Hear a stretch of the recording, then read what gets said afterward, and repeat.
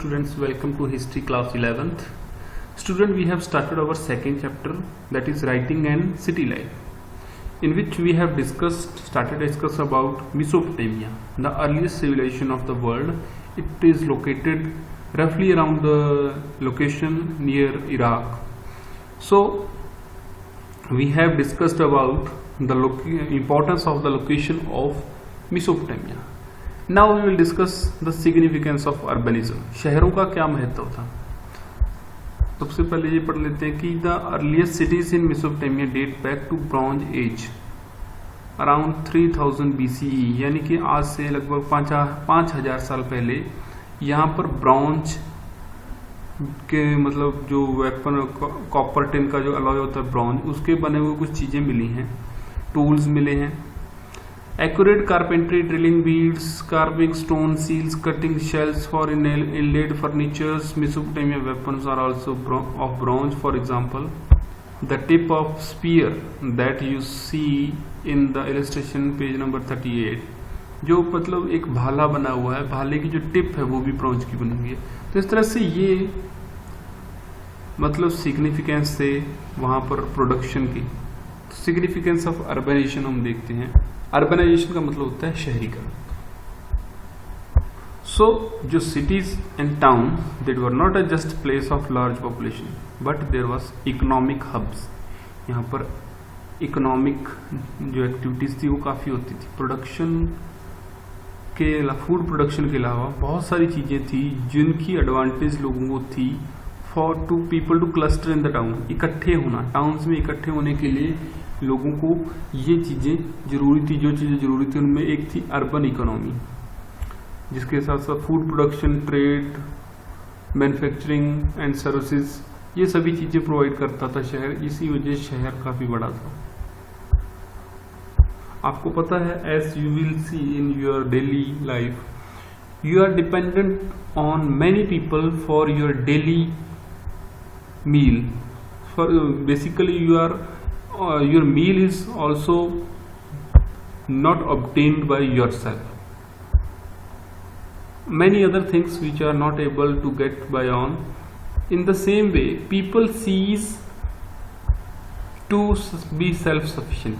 अपना काम वो खुद करने से अब बंद हो गए थे, मतलब उन्होंने अपना काम खुद करना बंद कर दिया था।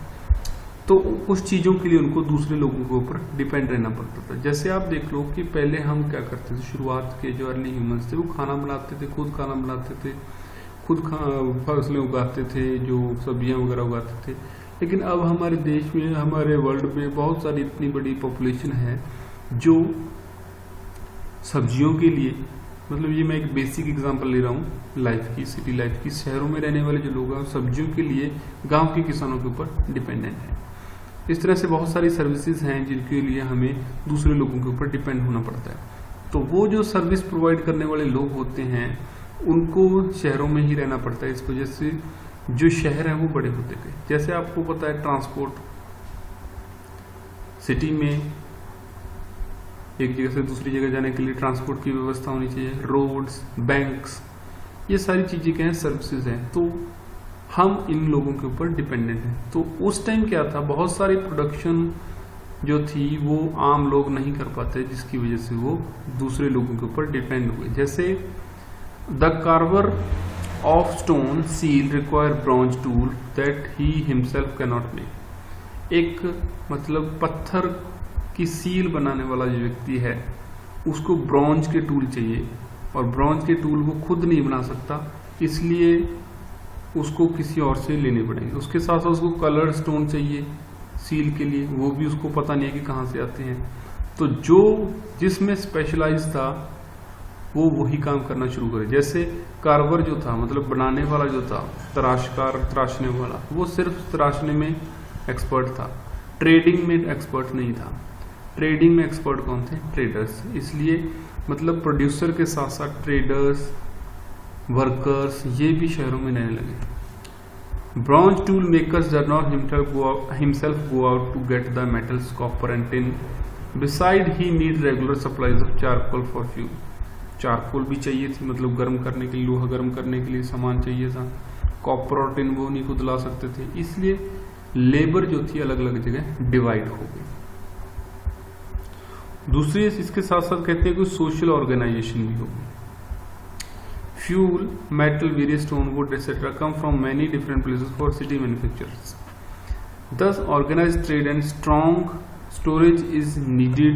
There are deliveries of grains, other food items from village to the city, and the food supply need to be stored and distributed.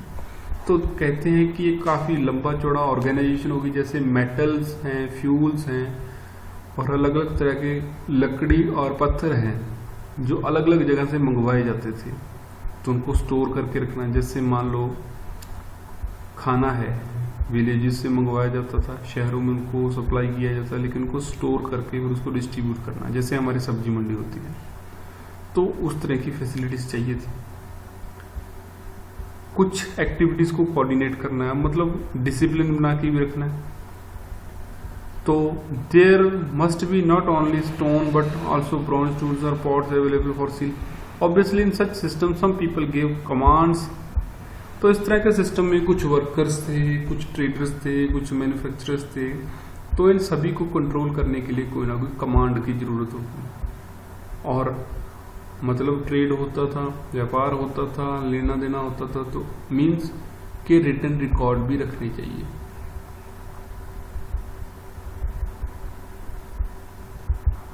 तो ये देखिए एक हेड मिला है, मतलब पत्थर का बना हुआ। ये women's head was sculpted in white marble, Uruk शहर में मिला है। ये भी 5000 साल पुराना है। आईब्रोज जो एंड आईज हैं, जो इनमें शायद कोई पत्थर लगा होगा, कोई भी पत्थर, कोई महंगा पत्थर हो सकता है, क्योंकि ये खाली पड़ी है, मतलब इनसे निकाला गया, निकल चुके हैं वो पत्थर। Groove along the top of head, मतलब ऊपर यहाँ पर देखिए, यहाँ पर कुछ बना हुआ है, मीन्स यहाँ पर आईब्रोज को दिखाने के लिए कुछ ना कुछ अच्छी चीजें, महंगी चीजें लगाई गई। तो इस तरह की चीजें जो हैं, this is the world famous piece of sculpture admire for the delicate modelling of women's mouth, chin and cheeks. मतलब कि वुमेन की इस तरह की मूर्ति जो बनाई गई थी, मतलब फेस की मूर्ति, ये वर्ल्ड फेमस है। It was model in hard stone that would have been imported from distance. एक सख्त पत्थर के ऊपर ये बनाई गई है। और उस टाइम, अब तो हमारे पास बहुत कुछ है तराशने के लिए, उस टाइम नहीं था, लेकिन फिर भी देखिए कितनी अच्छी तरह से कारीगरी की गई है। So students, read it about this. Next topic हम धीरे धीरे, क्योंकि ज़्यादा लंबा टाइम हम नहीं ले सकते, क्योंकि यू आर द बिगिनर्स, तो इसलिए हम आपको एक एक टॉपिक करवाएंगे। Thank you.